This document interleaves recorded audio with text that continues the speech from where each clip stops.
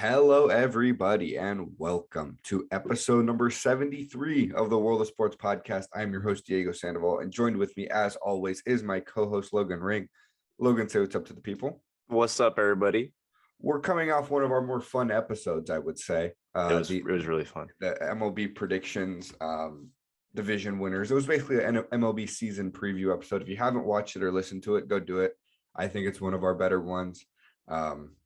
We had two guests, Alec and Brent. Who knows? They may come back. We'll see. But today we've got a little bit different topics. We're not going to talk about the NFL today. Not a lot happening. The dead zone between like free agency is still going on, but like all the big guys are gone pretty much.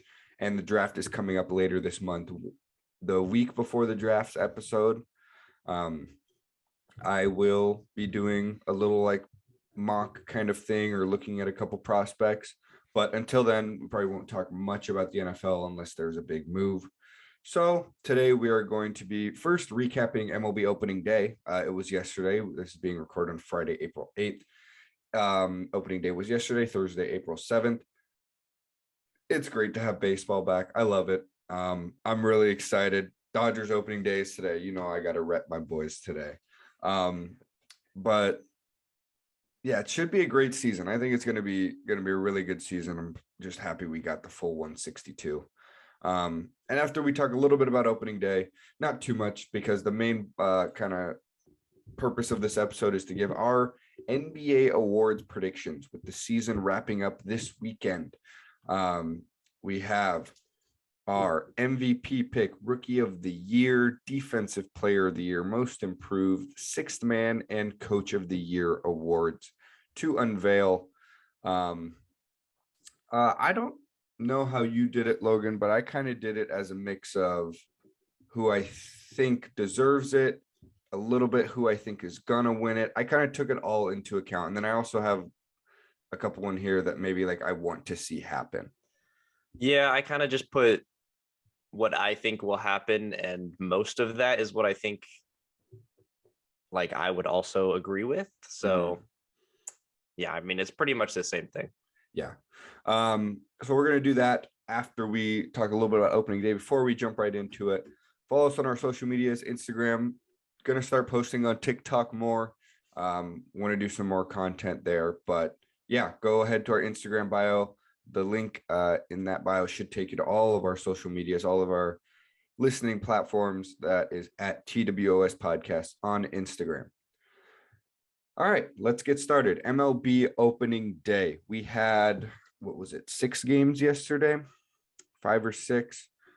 2 were postponed to today, and one of them just started, Yankees, Red Sox. But yesterday, we had 7 games played.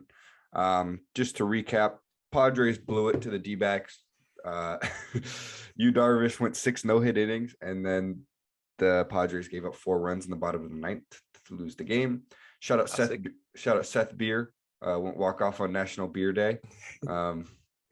Meant to be. Padres are a poverty franchise. Let's move on. Angels, Shohei Otani, must see TV every time he's on. He did pretty well. He tossed 4 2/3 innings, allowed 1 run, struck out 9. He was working in the triple digits with his fastball, and his off-speed stuff was dirty as ever. I think it's kind of, I don't know if it's like obvious and like 100%, at least for me, Shohei Otani is the best player in Major League Baseball. And it's kind of unfair because he has a leg up on everybody else. But I also think like he's done what he needs to prove that that's the case. Yeah, I mean, all that people would really need to see is him do it consistently for like a couple years in a row. But yeah, I mean, you can say it's unfair. Like, yeah, he pitches and hits, but guess what? No one else can do that. And that's kind of what makes him the best. And yeah, I mean, I guess his hitting was what was propelling him forward last season because he had all the home runs and whatever. But like, he's still a great pitcher, and he kind of showed that yesterday. So I'm excited to see what he does because it's going to be hard to live up to expectations this year, but I think he can do it because I mean, I don't know why he wouldn't. Exactly. We don't really know where to put his expectations, to be honest, because we've never had a player like this. We don't know if this type of player can sustain that type of greatness. And if he can, that's insane. So, and nobody's to say that he can't, because we don't know. Yeah, shout out to MLB for changing the DH spot so he can stay doing that after he's done pitching. Right. Last year, he didn't really, like, when he pitched, they usually didn't want to keep him in the lineup because it would just be like 2 at bats, and then they'd have to go to just keep rotating pinch hitters, or you know what I mean. But now if pitchers are like hitting while they're pitching, because it's a universal DH now, if the pitcher gets pulled, he can just stay in the game as the DH. So it's called the Shohei Otani rule too, which is pretty cool. Mike Trout is back on the field. Great to always see. I mean, it's great for baseball. He went 1 for 3 in his return. It's just good to see Trout back out there. If Otani's not the best player in baseball, when healthy, it's Trout. Framber Valdez pitched well yesterday for the Astros, 6 scoreless. I think he struck out 5 or 6. He looked good. I mean, he's not usually a strikeout pitcher necessarily. He really likes to kind of work the bottom of the zone and get ground balls, but he looked good. And if that Astros rotation can stay solid, that's obviously a great team. The Braves, Tyler Mahle carved them up. He went 5 innings, no earned runs. There was 1 run allowed, but it was off of an error. 7 strikeouts. He did really well against the Braves. And that's obviously a stacked lineup. You have Albies, Olsen, Austin Riley. Freddie Freeman's coming back soon. Marcell Ozuna. Dansby Swanson was given the golden sombrero yesterday. 0 for 4 with 4 strikeouts. That's just kind of the worst way to start your season as an offensive player, unless you want to say like he could have left more runners on base, but there's not much worse than that. Kyle Hendricks, also another pitcher that looked really good. I feel like we had a lot of solid pitching performances last year. In case you're wondering, those at home listening or watching, pitchers probably won't go as long as we're accustomed to seeing them go for the first probably couple weeks to a month of the season. That usually happens just because they're still getting ramped up, but especially this year, it might leak out a little bit more into the season with them having a shortened spring training with the lockout.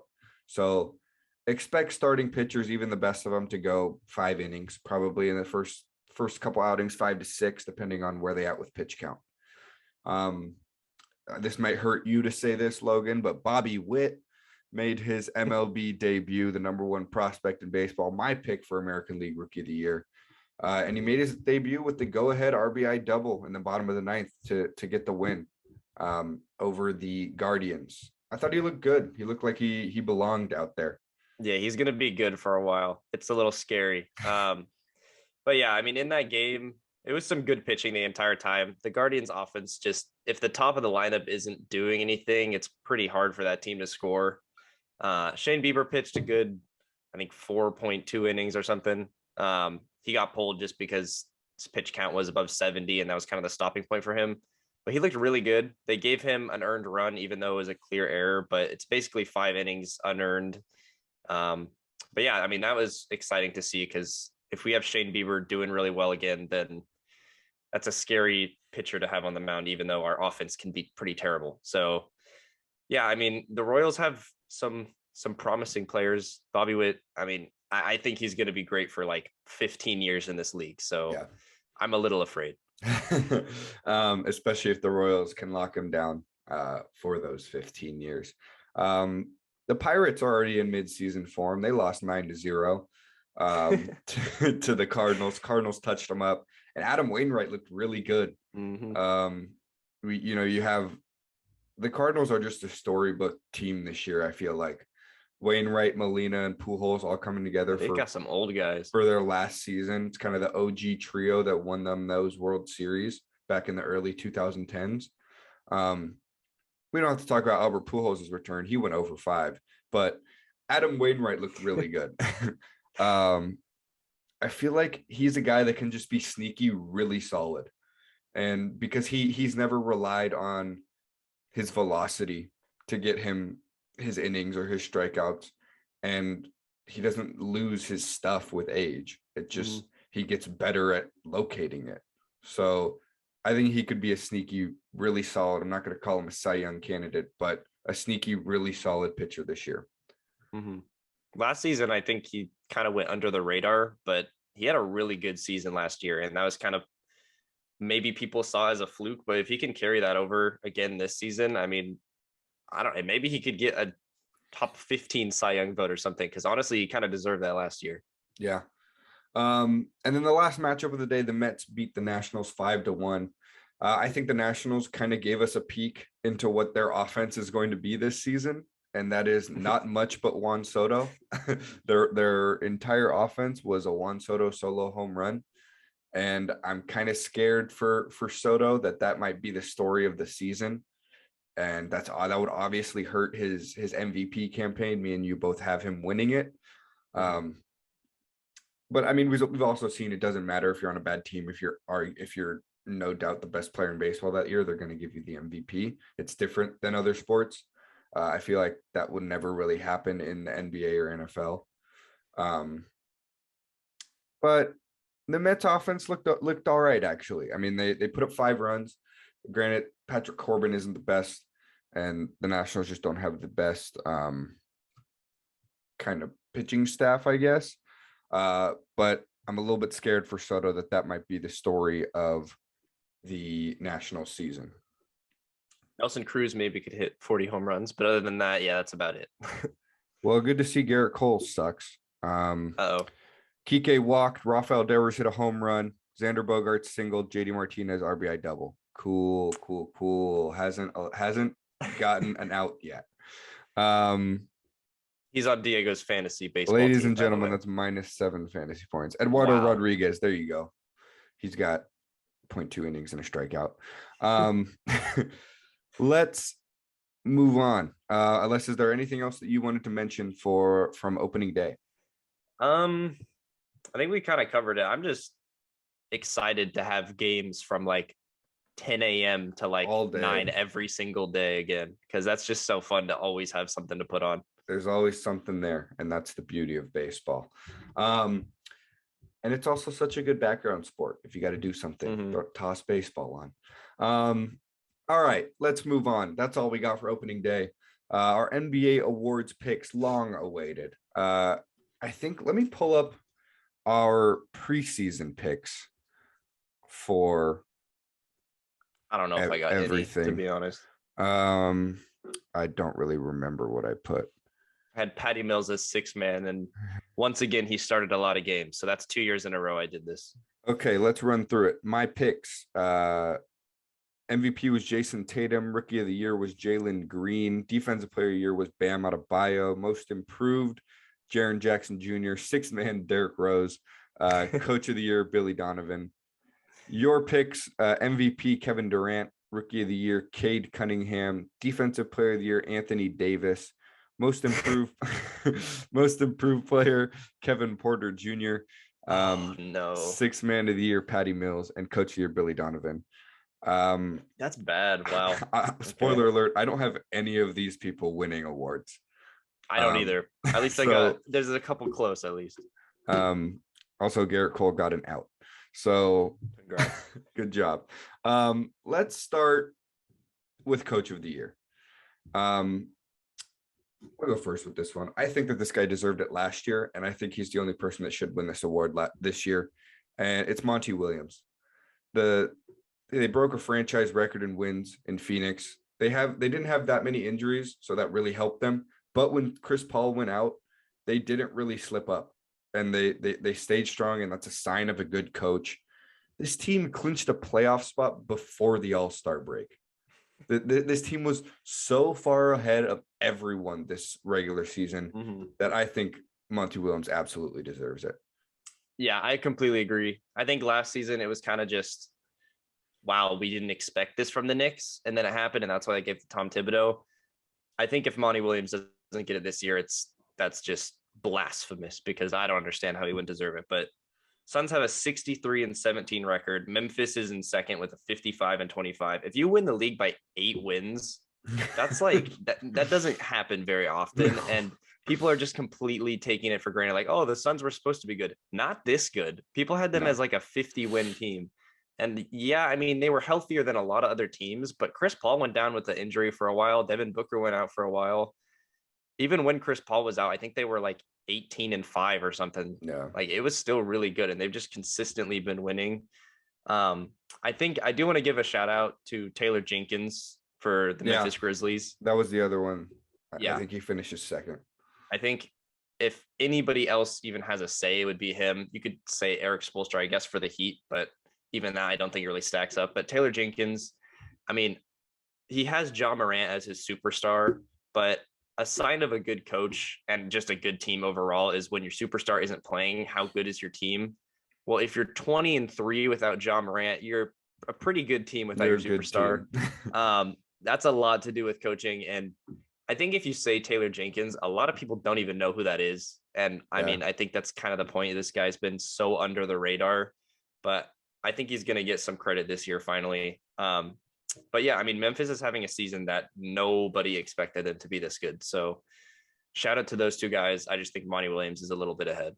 Yeah, I agree on that. Let's move on. Sixth man of the year. Who you have as your guy off the bench? This is probably the easiest award out of all of them. I want to mention Kevin Love just because he's been good, but he is a far, far distant second, third, fourth, whatever you'd want to do. Number one is Tyler Hero, and it's not close. No. Number one team in the East on the Heat. I mean, this guy is their scorer, basically. Jimmy Butler has been great. Well, actually, Jimmy Butler has been okay this year. It's kind of, he hasn't had any disrespect, even though he's been playing a little bit bad. But Tyler Hero has been consistently amazing. 21 points a game, 5 rebounds, 4 assists, coming off the bench in 32 minutes. I mean, he's still playing like a starter minutes, but that's how this award works. If you come off the bench, it doesn't matter. Shooting efficiently, almost 40% from 3. This guy's just a spark plug. I mean, he comes off the bench and automatically just starts knocking down shots. He's taking some hard shots too. I mean, it's impressive the threes he's making, and this team's offense would not work very well without him. When he went down with an injury for, it was like 5 games. It wasn't very long. I think the Heat were like 1-4 or something, and that hasn't really happened in another stretch for the Heat. They just need that score off the bench, and Tyler Hero has been perfect for them. Yeah. I was watching a Heat game at some point this season, and I remember them saying like Tyler Hero came into the game at like the end of the first, and the Heat announcer was basically like, all right, it's Tyler Hero's time. It's Tyler Hero's second quarter. And I was like, what? Like, that's just like, and he took the majority of the team's shots in the second quarter. They just let him work when the starters aren't out there. And it works because he's very good. And so he just takes over games off the bench. And I think that's the essence of the sixth man of the year, who can come off the bench and take over games. And Tyler Hero's that guy. I couldn't really tell you who's going to be second, but Tyler Hero is going to win the award. I think he's one of the best 6 men we've had in a while too. Normally it's like a 16, 17 point scorer off the bench who's usually pretty inefficient, and Tyler Hero has been amazing. So I think he absolutely deserves it. Yeah. Let's move on to most improved. This is where my kind of personal bias went into it a little bit. I'm going to go with Ja Morant for most improved player. He went from 19 points per game to 27 points per game. That's ridiculous. His assists stayed relatively the same, around 7. I think it might have went down like slightly, but that's kind of to be expected when your scoring goes up that much. And then his rebounds went up like 1. Not that big of a deal, but lots of improvement. His efficiency also really improved. He started taking smarter shots, I think. And you know, he still has to work on that 3, obviously, but if you have a guy like Ja, you can afford to have him like just take those 3s, because it makes teams kind of guard him out there a bit more, and he'll blow by anybody in the league. So you kind of still need him to have that potential. You can't have him just like eliminate that shot.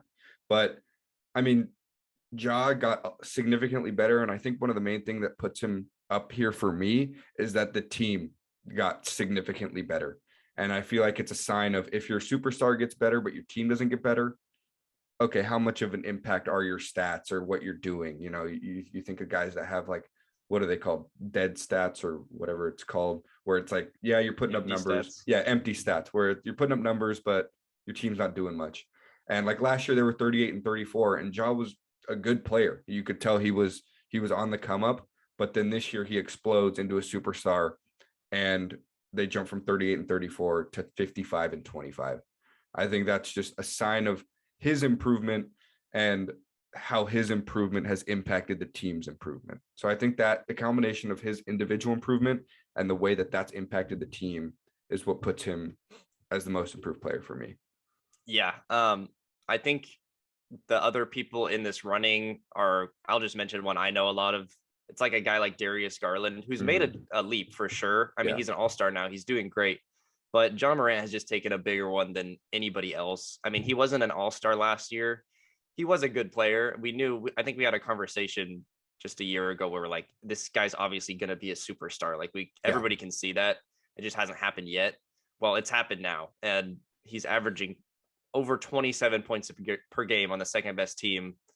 I mean, if you look at any stat, he's improved in it, basically. His assist numbers sure are down just very, very slightly, but like, who cares if you're scoring so much more? Yeah.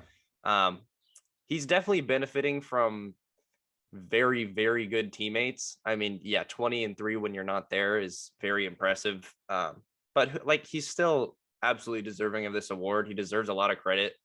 The Memphis whole team deserves a ton of credit, but he's the guy on this team. I don't really think there's an argument for any other guy. You look at advanced stats or anything, he's improved in absolutely everything. So I think this is another clear. I mean, he was like in the MVP running a while ago. So, and then he got injured, but I don't think you can really go anywhere else with this award. Yeah. There's, a guy like Desmond Bane, who's on the same team, has been talked about for this award. I like the concept of giving it to like a now superstar, like, because I feel like maybe sometimes they'll go like from a guy who doesn't do much to a guy that's up and coming. That's who they give the most improved player. But if a guy improves as much as Ja did and is now a superstar, I feel like that's more improvement. Making a leap from an up and comer to a superstar is kind of like the definition of improvement. So if you just get like Desmond Bane's improved in other ways too, but like a second year player who's getting more minutes now, his numbers are going to go up. And what he's doing is really impressive too. I mean, he's like doubled his stats. So that's shout out to Desmond Bane for going under the radar. He had a better season than Andrew Wiggins, and Andrew Wiggins was an all-star starter. So I'll say that. But those two guys, both impressive. Yeah.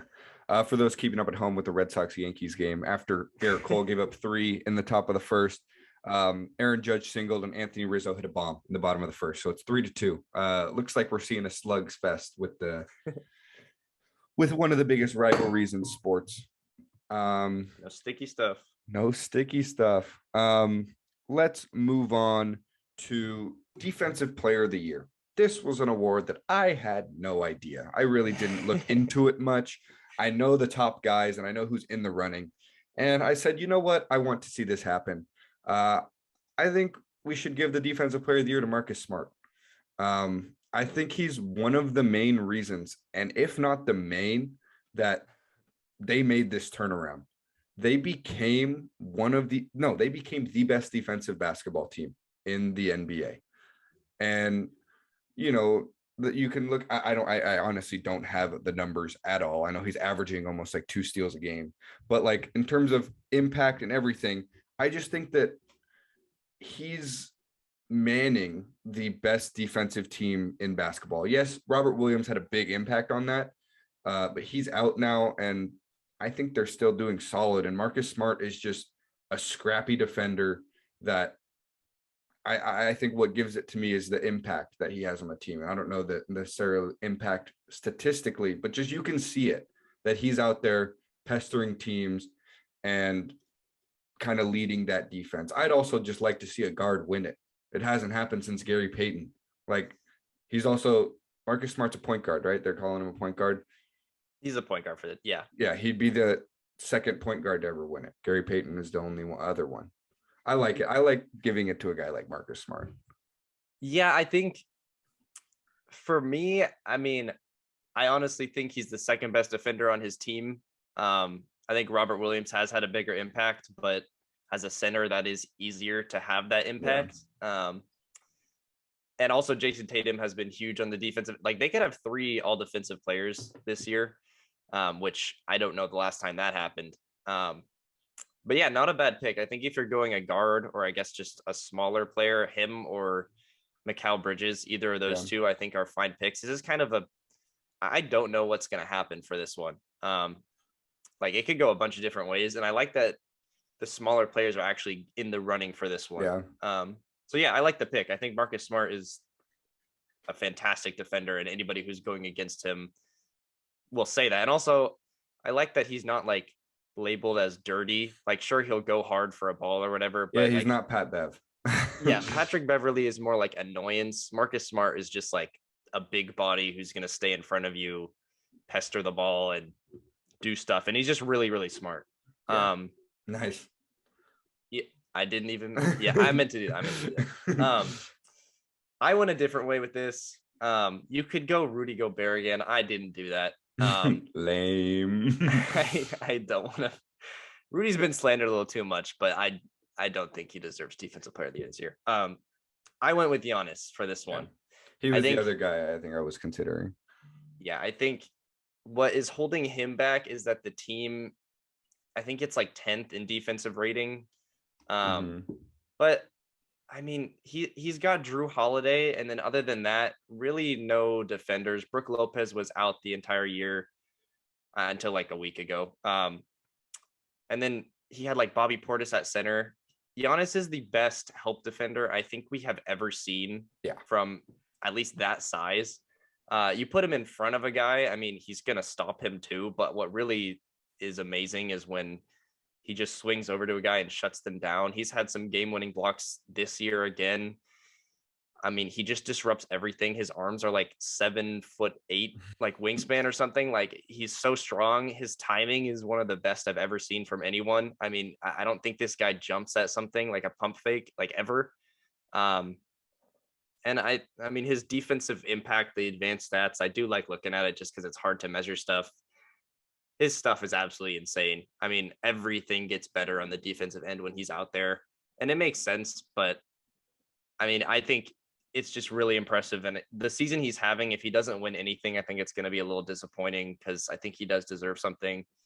But for one of the bigger players, and that's what the advanced metrics are going to say. So that's kind of why the smaller ones are at a disadvantage. I think Giannis definitely deserves it for that. It just kind of depends on where you're going. And I wouldn't be mad if a smaller player got it at all. Yeah. Yeah, you basically said it all. That's the reason Giannis is, in my opinion, the best player in the association. How do you feel about that, by the way? Yeah, I hate that question because I have no idea right now. I always have an answer. In the last like 2 years, I have zero idea. Yeah. I think most well-rounded, I think it's definitely Giannis. Yeah. If I had to start a franchise, I would go Giannis. Yeah. All right, that's our first difference. Kind of surprising, but I guess not. The first 3 were pretty, I think they're runaways, but we'll see. What's not a runaway is Rookie of the Year. And I'll go first, and I think, Logan, you know what I'm going to do here, but I'm going to go with Scotty Barnes of the Toronto Raptors. He's averaged 15.5 points, 15.4, 7.7 rebounds per game, and 3.5 assists. He's just been so solid for a really good Raptors team. They're 47-33. He's had a huge impact on the team during this kind of home stretch of the regular season as they play for seeding. And I think that voters and kind of overall fans are looking at that with a bit more kind of impact than, say, earlier in the season, because he's turning it on when the team absolutely needs to win. And I think that's huge for Rookie of the Year. The main guy that he's up against is Evan Mobley. He's got Scotty Barnes has a higher win share and efficiency rating than Evan Mobley. I just think that overall they're very similar, and I think Evan Mobley will be a better player in the NBA. But I think based off of this rookie season, Evan Mobley has the defensive stats over him, absolutely. But Scotty Barnes has been just so solid for the better team, and he's had a big impact on them as they've really turned it on at the end of the season and gotten better. And he's been a huge reason for that. I'm going to give it to Scotty Barnes. Yeah, I'd try to take my bias out of it. And the top three guys, I wouldn't go with Cade Cunningham, but that would be the third guy. I think it could go either way. Honestly, I wouldn't be mad if they did co-rookie of the years. They did that with Grant Hill and someone else. I don't know. That was a while ago, so I don't remember who it was. But I don't think they're going to do that. But yeah, I mean, Scotty Barnes is deserving too. I have no problem with people doing that. It's just I watch every single Cavs game and I watch Raptors games a lot too. In my opinion, I think Evan Mobley has been more valuable for his team. We have not seen a defensive player, a rookie who's been this good at defense since Tim Duncan. That was more than 20 years ago. And that's not crazy to say. That's just a fact, especially as a big man. Shout out Herb Jones, though, because he's been a close second, actually, defensively. Just offensively, not really as developed there. But Evan Mobley playing a power forward position next to Jarrett Allen, I don't think he gets credit. You could say, oh, yeah, Darius Garland gets him all the lobs and whatever. But, I mean, he has to battle down there with Jarrett Allen, who can't go 15 feet out of the paint. And when he went down, Evan Mobley slid into the center position and started putting up like 20 and 10 for like a 10-game stretch. And then he got injured, and Scotty Barnes is still doing his thing. And that's kind of why I guess he slid a little bit. I think Evan Mobley still ranks number one, but that could definitely change because I think the top three is pretty set and it could be moving around. But Evan Mobley still putting up 15 points, leading rookies in rebounding at 8.3, 2.5 assists. He's a lot better passer than we thought he'd come in as. But yeah, defensively is what stands out for me. As a big man, the timing, the instincts, his hands are great. He just gets into passing lanes. He's had game-saving blocks this year already. He's just such a smart player already, and it's so crazy to see that because usually big men aren't very good defensively to start out with. I mean, he's had like the same defensive impact as like a rookie Anthony Davis. He's had a better rookie season than Anthony Davis did. And I'm not saying he's going to be Anthony Davis, but I think that's just kind of what we should go off of. Like Anthony Davis didn't win rookie of the year because a lot of big men struggle to come in. But yeah, I think that's what stands out. And also when Evan Mobley has been injured this year, I looked up this stat earlier today. The Cavs are 4-9 without him, and without Scotty Barnes, they're 5-3. Like, yeah, Toronto is a slightly better team, but Toronto's got a better team without Scotty Barnes than without Evan Mobley for the Cavs. And yeah, I mean, it's a tough argument because like, okay, that you can't change that. That's just a fact. Like, who cares if you get drafted to that team? I just think this is such a close race that it could go either way. I would take Evan Mobley. I don't care if you take Scotty Barnes. Cade Cunningham, I would disagree with that one. But the top two, I think, are really, really close. Yeah, it's a coin flip, I think. And I think that's kind of the general consensus. Nobody really knows who's going to win it. Usually, once we get to this part of the season, it's like, okay, there's the front runner. But it's a bit of a coin flip. And so is this last award, I think, that nobody really knows who's going to get it. And that's the most valuable player. I think it's down to three. I think we can all kind of agree on that. It's Joel Embiid, Nikola Jokic, and Giannis. Three international players, by the way. Three international big men, too. Yeah, kind of cool. Who would have thought? Let's see. I just went first rookie of the year. You get to unveil your MVP pick.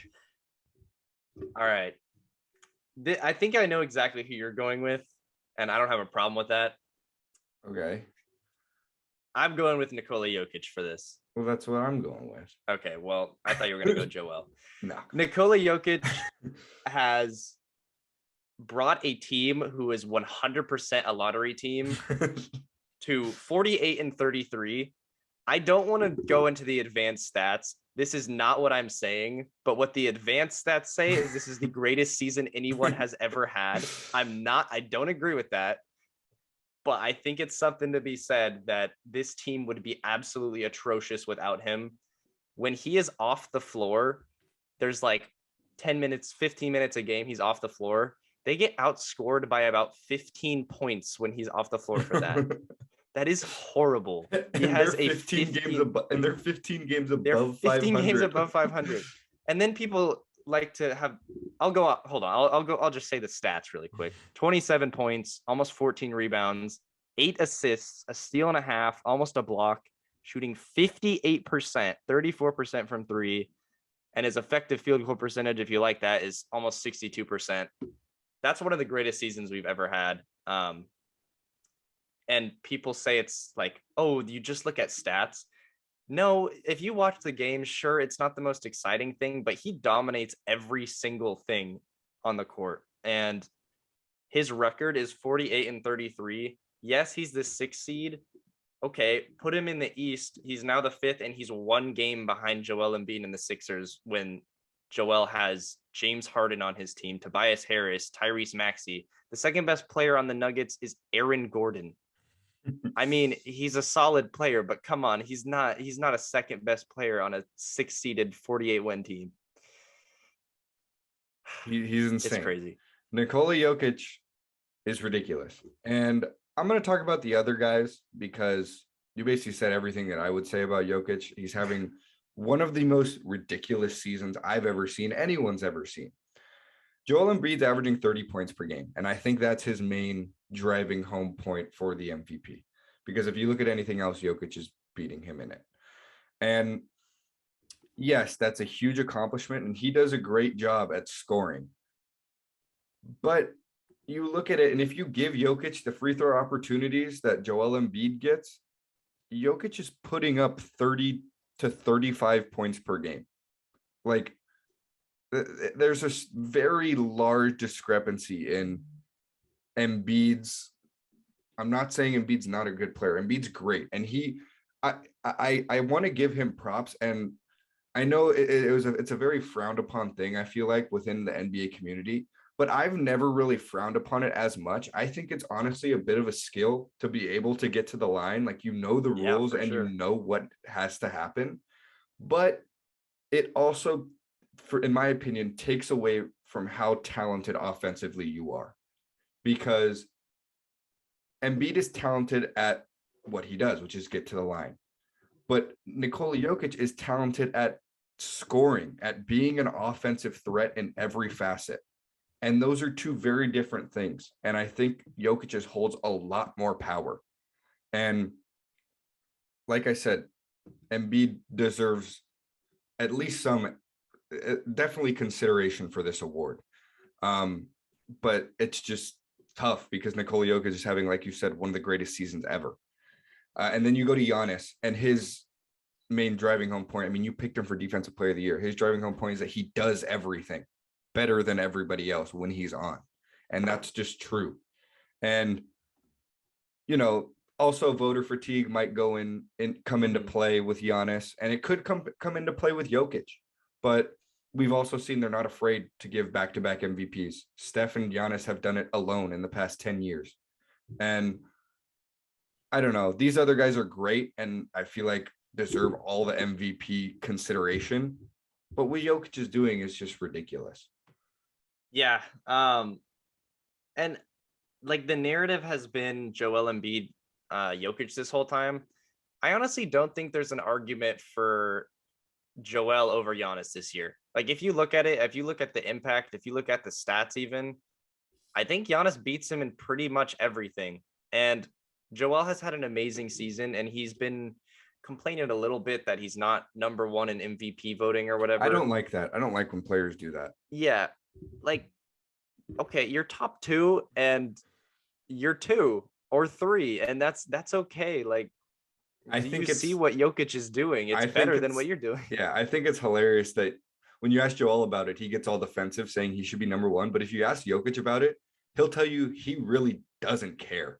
Like, he could care less about winning the MVP, and he's made that very clear.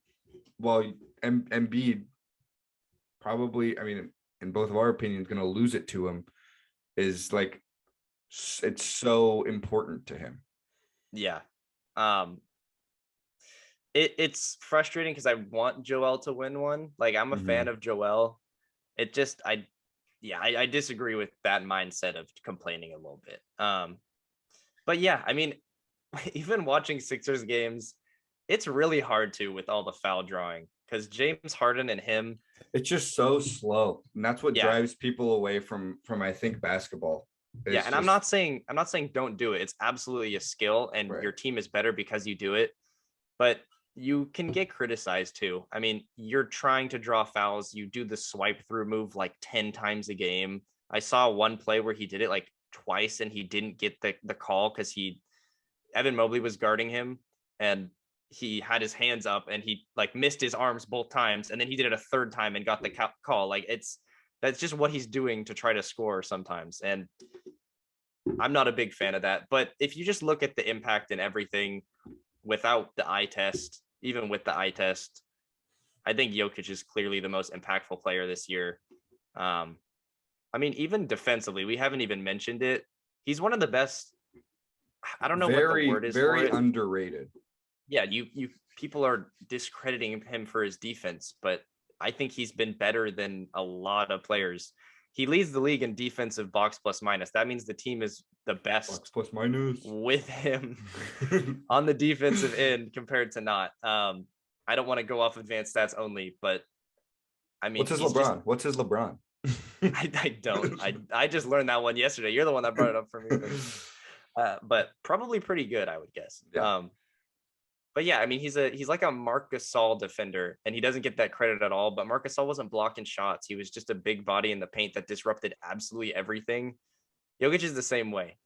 He does everything. There is not one thing he doesn't do. The passing we haven't even mentioned, just because we all know he's great at passing. But he's literally the point guard. He brings the ball up. He's the best rebounder in the league, other than Gobert.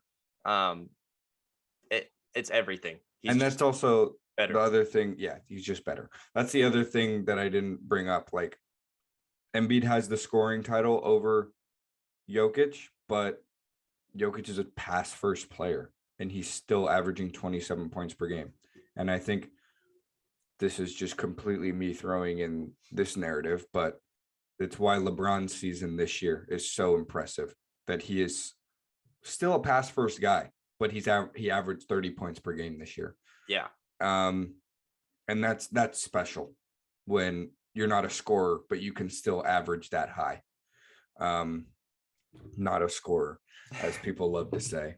I wish in the prime of LeBron's career, he just decided to get the scoring title one year and took 10 more shots than he normally does, like what Jordan or Kobe would do, and just average like 38. Because he could absolutely do that if he's averaging 30 at 37. That's like when everyone was like, oh, you're not a scorer. And LeBron said, I could go drop 60 if I wanted. And the next game he did.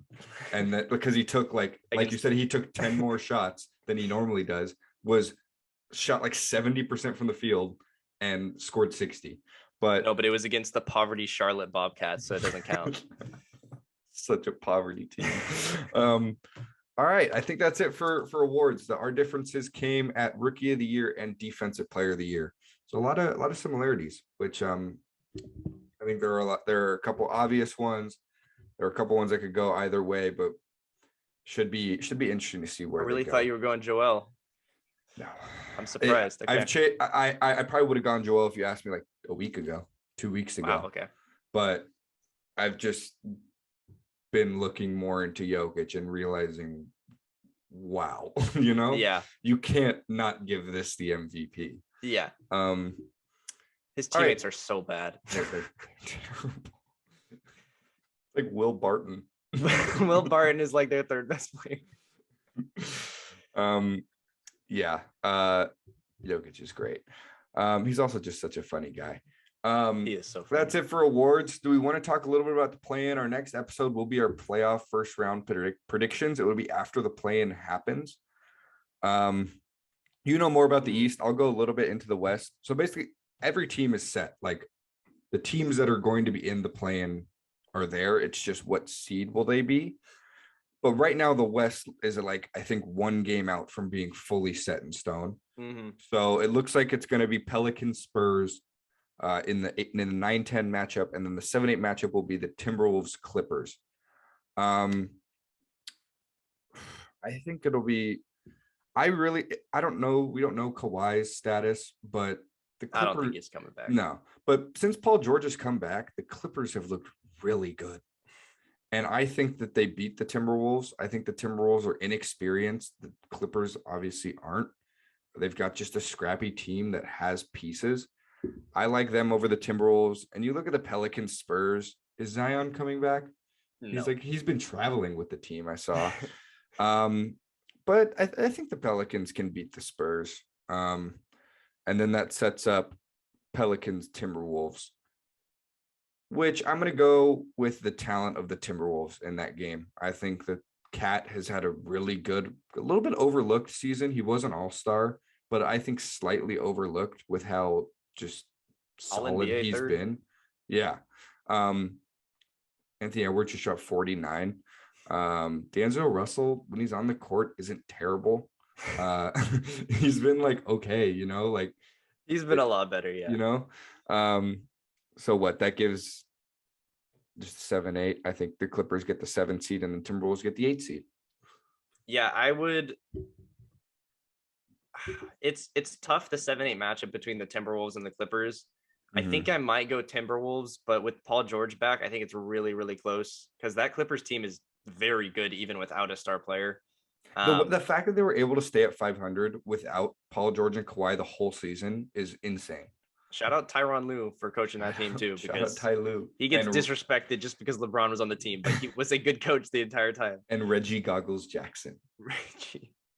But yeah, I agree. I think the Timberwolves Clippers are the two that are going to move on. I would also think the Pelicans are going to beat the Spurs.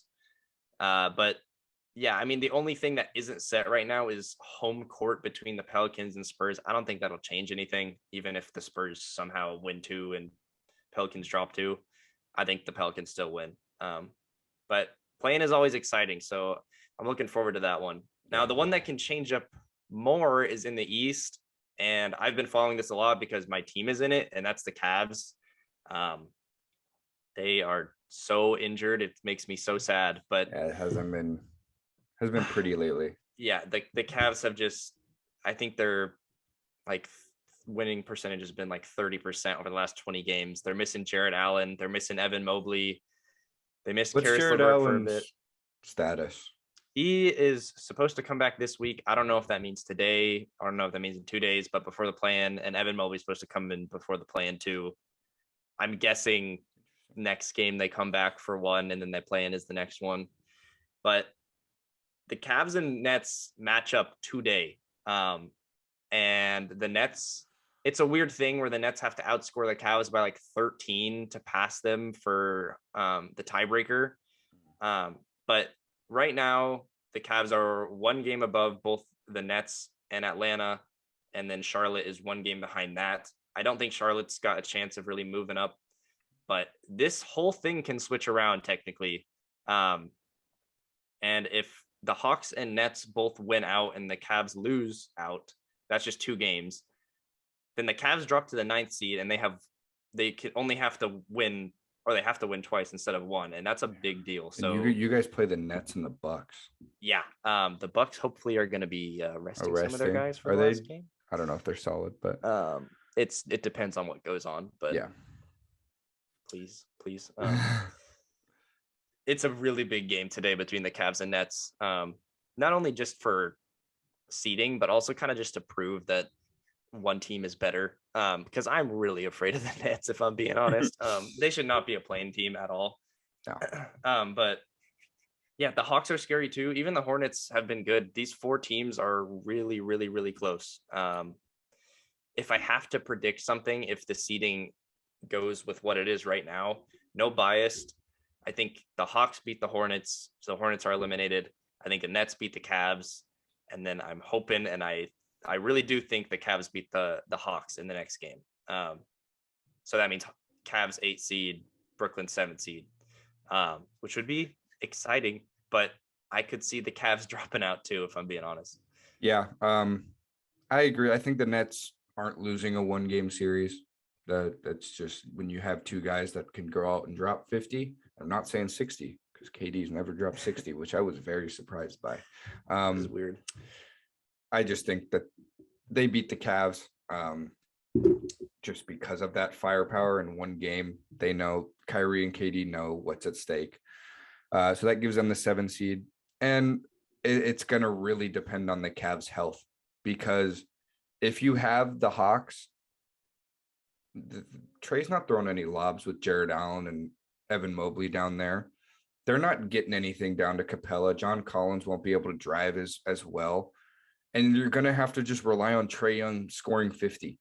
And Trae Young is amazing. Don't get me wrong. I don't like those odds. So I think if the Cavs have everybody, and by everybody, I mean those 2 big men. I don't really know who else is hurt. Rondo. Yeah, that's okay. If they have those 2 big men, I think they beat the Hawks and they get the 8 seed. Yeah. Another big thing, the Hawks are absolutely terrible on the road and very, very good at home. So in the A. Back in the A, I guess Quavo comes in and just does something. But yeah, I mean, that's a big deal if the Cavs drop below into the 9-10 seed and the Hawks move up. I mean, that's going to be way harder to win in Atlanta than it is in Cleveland. And the Cavs are kind of the same way, a little bit less so. But the disparity between the Hawks home and away, I guess, just records is like, I was surprised to see how much that is. So big deal. Even today, we're going to find out a lot. If the Cavs lose to the Nets, I think there's a pretty good chance they move to the 9-10 seed, which is scary, and I would not like that.